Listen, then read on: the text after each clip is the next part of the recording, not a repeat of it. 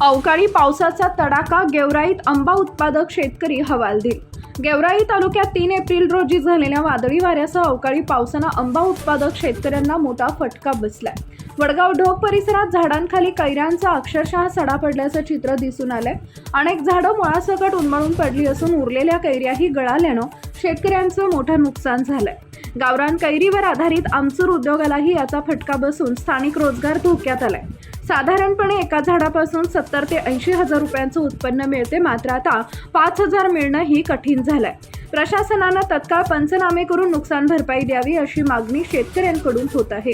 Times of Maharashtra न्यूजसाठी गेवराई प्रतिनिधी विष्णू गायकवाड यांचा रिपोर्ट।